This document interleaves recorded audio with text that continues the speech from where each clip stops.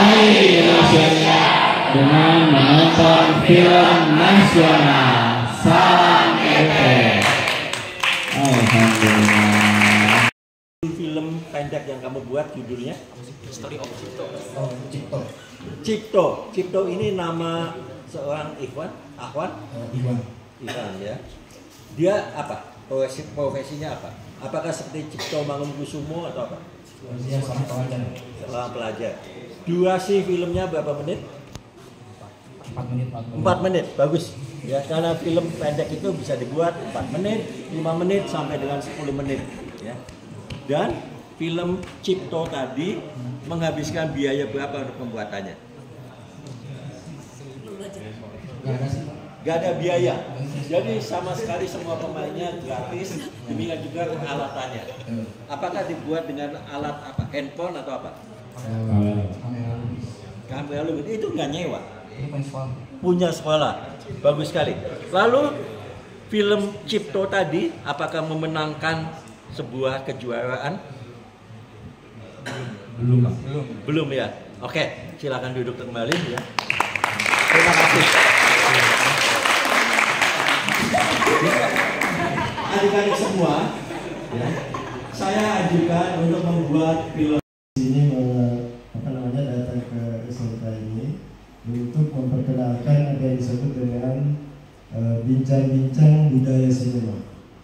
Jadi bicara tentang film atau sinema itu bicara tentang bagaimana kita mengapresiasi film. Jadi tujuan salah satunya adalah bagaimana adik-adik generasi muda Indonesia mengapresiasi film.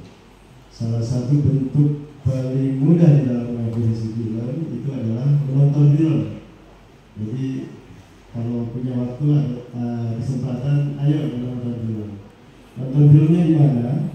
Kalau yang paling biasa itu kan nonton film di bioskop. Di sini ada yang suka nonton film di bioskop? Ya, siapa dalam 1 bulan terakhir siapa yang pernah ke bioskop 1 bulan terakhir? Banyak ya. Film apa yang ditonton deh? Siapa tadi? Nonton film apa?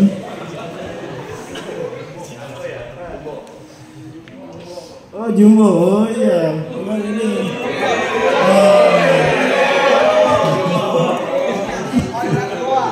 Kodrat 2 ya. Nah, Jumbo itu Pak, ini ya salah satu. Sekarang Jumbo adalah film terlaris di Indonesia ya, melampaui jumlah penonton dari film sebelumnya yaitu KKN Desa Penari. Film Jumbo itu sudah lebih dari 10 juta ya Pak ya. Itu film box office terlaris ya hingga saat ini. Nah, film Jumbo ini adalah satu film karya anak bangsa, film animasi yang melibatkan begitu banyak kru di belakangnya, ada kurang lebih 500 pekerja film, dan itu konon informasinya diselesaikan dalam waktu 5 tahun Pak, baru tayang di bioskop, dan ternyata diterima dengan sangat baik oleh penonton film Indonesia. Nah, mengapresiasi film seperti yang saya sampaikan tadi adalah salah satunya menonton film. Ada juga mengapresiasi film dengan memberi penilaian ya. Kak Arul mana nih?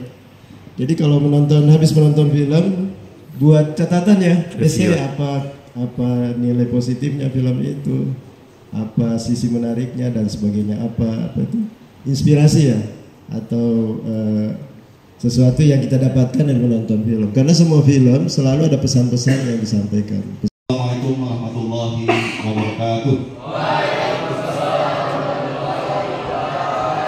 Siap di tempat.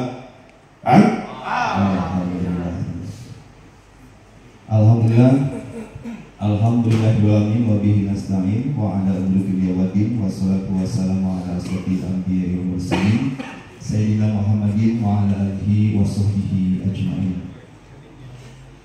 Yang saya hormati kru dari Kementerian Kebudayaan Republik Indonesia dan Yayasan Demi Film Indonesia yang merupakan satu kehormatan bagi kami Darut Tauhid, khususnya SMK Darut Tauhid Boarding School. Terima kasih kepada sutradara Pak Ivan, kemudian Kak Ivan ya, Kak Ivan, Kak Ian, kemudian Kak Gufri, sama Kak Gemoy, Kak Arul ya, yang sangat luar biasa. Kemudian siapa tadi tuh? Ibu Bu Nurul ya, Kak Nurul yang luar biasa. Ini merupakan suatu kehormatan, kebahagiaan, suatu anugerah bagi kami SMK Darut Tauhid didatangkan langsung dari Kementerian Kebudayaan Republik Indonesia. Ini merupakan cita-cita kami, Bapak. Kami di sini SMK Darut Tauhid, kita ada 3 yayasan dan MP Group. Salah satunya adalah MPPP, yayasannya ada Yayasan Darut Tauhid, Yayasan Darut Tauhid Rahmatan Alamin, Yayasan Darut Tauhid Peduli. Kemudian di bawah Yayasan Rahmatan Alamin juga ada sekolah-sekolah, Bapak. Sekolah apa saja? SD, RTK, sampai perguruan tinggi. Kemudian MP Group, kalau MP Group itu banyak, ada MP Travel, MPPP, MPFM, kemudian MP Medika, dan MP yang lainnya saya juga tidak hafal semua dan jadi cukup banyak perusahaan MP Group ini. Dan SMK Darut Tauhid ini adalah salah satu sekolah di bawah Yayasan Darut Tauhid Rahmatan lil Alamin. Karena di sini adalah gudangnya cowok dan cewek yang kasep-kasep, cakep-cakep, semuanya wajahnya tampan dan cantik-cantik, manis ya. Ini dibuktikan oleh Pak Usman Ismail pada waktu tahun 1950. Dia datang ke Bandung untuk membuat film dan dia bertemu dengan seorang pemuda di dekat gedung sate situ. Dia minta pemuda itu untuk main film dia. Pemuda ini akhirnya menjadi aktor yang hebat sekali di Indonesia, gagah dari tahun 50 sampai dengan tahun 80-an. Ya. Saya memanggilnya Kang Mamat. Nama aslinya adalah Rahmat Hidayat. Ya, itu adalah salah satu contoh aktor yang berasal dari Bandung. Dan banyak sekali pemain film yang datangnya dari Bandung. Anda tahu semuanya adik-adik, siapa bintang laga nomor 1 Indonesia sebelum Iko Uwais pada tahun 80-an dan 90-an? Namanya Bayu Prima. Dia juga yang bermain sebagai Jaka Sembung, antara lain ya, adalah pemuda dari Bandung. Barulah di crossing sama ibunya gitu. Dengar ya Bang ya, kalau kamu tidak serius sekolah, lebih baik kamu berhenti aja. Atau kamu mau? Kamu ibu kirim ADM biar masuk barang sekalian. Nah, ini seperti itu yang membangunnya itu seperti itu. Baru abangnya merasa menyesal semuanya, nunduk bisa dengan kalimat. Nah, seperti itu. Oke? Kita latihan sekali lagi, oke setuju ya? Oke, kita sekali lagi pasti bisa nih.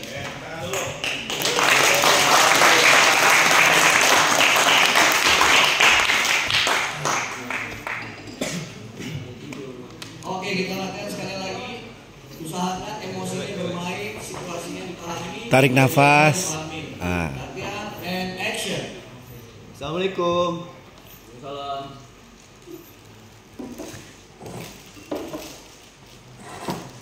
Dari mana kamu? Kok jam segini baru pulang? Ada kelas sama ya, school film ya. Ayah tanya sekali lagi. Kenapa baru pulang jam segini? Tadi kan aku udah jawab, aku ada kelas tambahan. Aku ini udah kelas 12 ya. Banyak tugas. Kok ayah nggak percaya sih sama aku? Tadi adikku sudah cerita.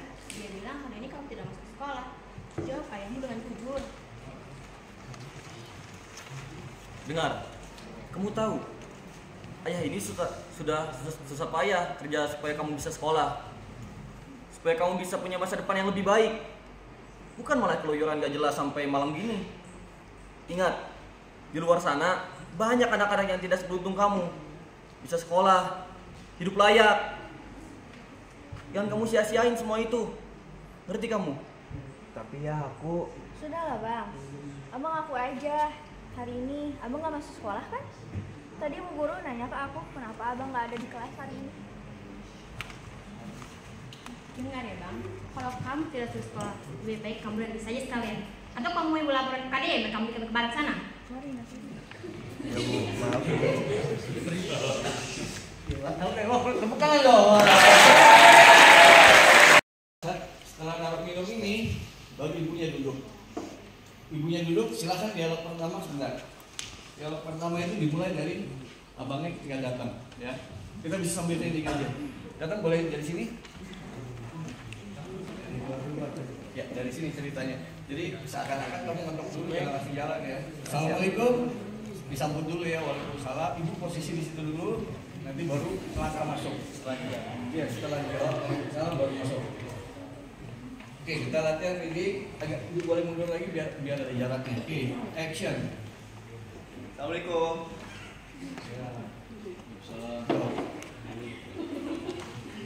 Oke, kita nggak apa dalam film pun juga sama, biasanya latihan blocking dulu. Setelah latihan blocking kita latihan dialog. Ini latihan blockingnya dulu.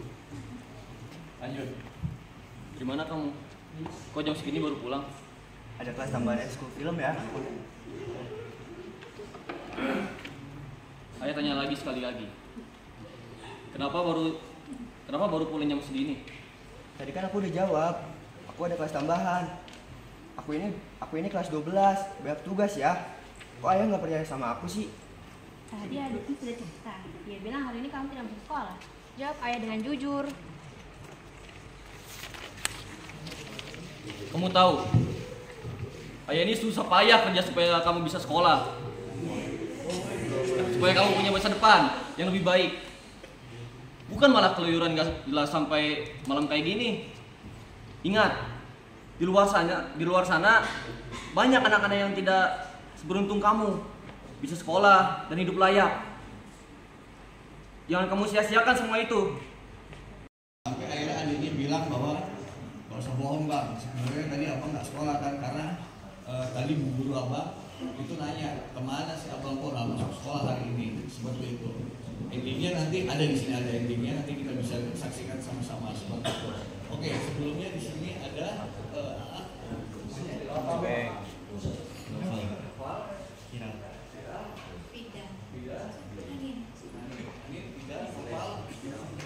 Oke, nah sekarang kira-kira di antara berdua ini, kalau saya kasih kalian sebagai produser gitu ya, dan saudaranya kalian nih, gitu. Mana dari berdua ini yang cocok jadi bapak dan mana yang cocok jadi anaknya? Ini emang mukanya bijaksana kelihatan. Ini jadi anaknya nakal ya ceritanya. Nah kalau dari dua ini yang mana?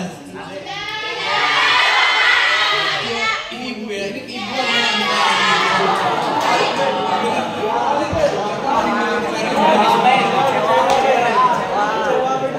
Oke, kalau begitu silakan yang jadi ayah boleh duduk. Gue yang kecewa. Yang jadi ayah boleh duduk di sini. Yang jadi adik boleh duduk di sini, adik perempuan. Ibu posisi boleh di sini. Ibunya boleh di sini. Ini abangnya di sini dulu. Nah sebelum syuting biasanya saya di saya selalu memberi kita selalu ini. Jadi saya selalu menjelaskan mengenai set yang sudah kita pakai. Kita akan menjelaskan apa yang terjadi sebelum dan sesudahnya pada peristiwa yang ada di sini. Seperti itu. Ini dalam film kita sebut namanya setting dan blocking.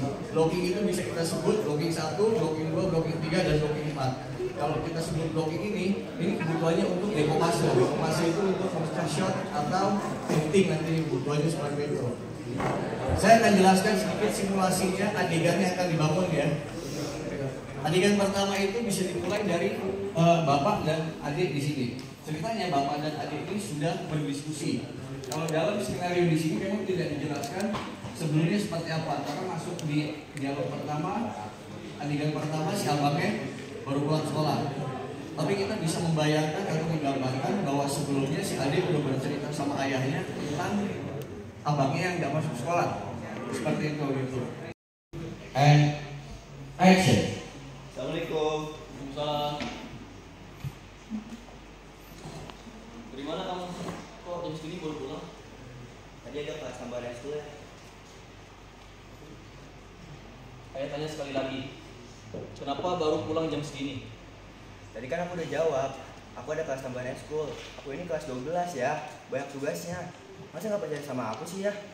Tadi adikku sudah cerita. Katanya kamu tidak sekolah hari ini. Jawab yang dia, jawab pertanyaan. Kamu tahu, ayah ini sudah supaya kamu bisa sekolah, supaya kamu bisa punya masa depan dengan yang lebih baik. Bukan malah keluyuran gak jelas sampai malam gini. Ingat, di luar sana banyak anak-anak yang tidak seberuntung kamu, bisa sekolah, hidup layak. Jangan kamu sia-siain semua itu. Ngerti kamu? Tapi aku ya. Udahlah bang, abang ngaku aja. Tadi Bu Guru cerita hari ini abang gak masuk sekolah kan?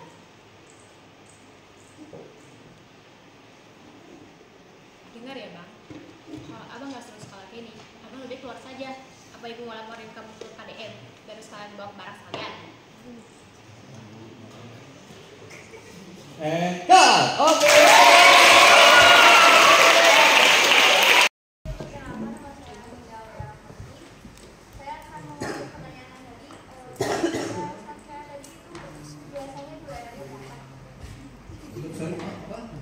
Fee dari aktris kak, dibayar berapa? Dia pengen tanya. Ini belum nanya harga. Iya kak, betul. Dia tahu saya mau calling, jadi dia udah langsung tanya harganya dulu supaya ada bocoran. Ini sebenarnya gini, ini agak sensitif artinya gini. Kalau buat saya berkesenian itu saya tidak melihat nominal dulu. Gitu. Kalau buat saya ingin memperlihatkan dulu apa yang menjadi kemampuan saya harus pertunjukkan dulu. Angka itu harus nomor 2 gitu. Karena dengan sendirinya ketika kita bisa melewati sebuah proses, angka itu bisa menentukan sendiri berapa kamu layak dibayar nantinya. Seperti itu jawaban dari saya ya. Itu jawaban yang saya pikir itu jawabannya cukup bijak. Tapi kalau kita mau bicara berapa sih range-nya, itu macam-macam gitu, macam-macam. Setahu saya untuk pembayaran termahal saat ini masih ada di Reza Ardian. Dalam satu film itu Reza Ardian itu 1 miliar. Seperti itu. Luna Maya dalam bermain film horor itu range-nya antara 400 sampai 500 juta gitu. Kalau kita lihat, wah besar sekali. Tapi kalian bayangin tidak bagaimana proses dia bisa sampai ada di titik itu. Reza Ardian itu dulu pemain saya tahun 2004 itu main FTV sama saya masih jadi figuran. Chico Jericho itu masih jadi figuran main di FTV sama saya zamannya FTV SCTV lah gitu. Bayarannya itu masih bisa dibilang mungkin ya yang penting pertemanan aja, persahabatan aja. Tapi sekarang mereka jadi aktor-aktor besar. Dan karena mereka melalui sebuah proses yang cukup sulit dan panjang, mereka tetap low profile orang-orang seperti itu. Kita hargai orang-orang seperti itu yang sudah melalui proses. Oke? Itu jawabannya ya. Terima kasih ya. Silakan. Silakan berdiri. Ada lagi yang mau ditanya? Tanya teknis juga nggak apa-apa. Silakan. Tadi kan itu kan udah punya filmnya tuh udah 2 masuk bioskop kan. Nah itu tahapan. Jadi hasil karya film itu biar masuk bioskop tuh gimana sih? Oke, tahapan untuk masuk film bioskop itu memang agak sedikit agak sedikit bias ya untuk saat ini ya. Tapi saya itu bisa jawab bagaimana proses sebuah film itu berjalan gitu. Untuk memproduksi sebuah film layar lebar, saya bekerja itu selama 6 sampai 8 bulan seperti itu. Jadi proses kerja saya sebagai seorang sutradara itu paling lama semuanya. Dimulai dari kita mendiskusikan sebuah ide cerita dengan produser, setelah itu kita menulis skenario, baru kita membuat skenario dan kita cari kru, setelah itu cari pemain sampai proses syuting dan sampai ke proses offline dan online-nya. Seperti itu. Nah, kalau ditanya berapa lama bisa proses itu tayang ke bioskop, itu relatif. Anda bekerja dengan perusahaan siapa nih gitu. Kalau Anda bekerja dengan perusahaan-perusahaan besar seperti misalnya MD Picture ataupun Multivision dan Starvision atau perusahaan-perusahaan besar yang lainnya, itu mungkin ada syuting selesai bulan ini. Mudah-mudahan sih 3-4 bulan lagi bisa dapat jadwal seperti itu. Oh, pas. Aduh, padahal belum juga sini. Silakan. Ya, boleh, silakan.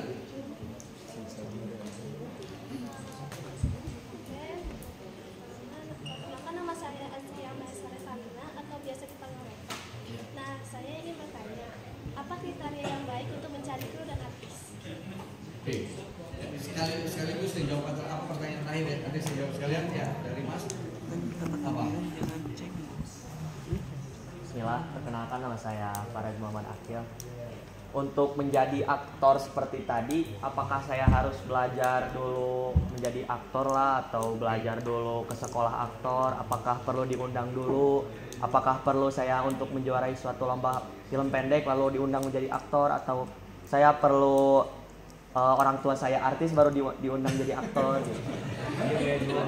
Terima kasih. Oke, ya terima kasih. Ini jawaban apa pertanyaan yang sama sebenarnya, gitu ya. Bagaimana kriterianya dan bagaimana syarat menjadi tadi. Gitu.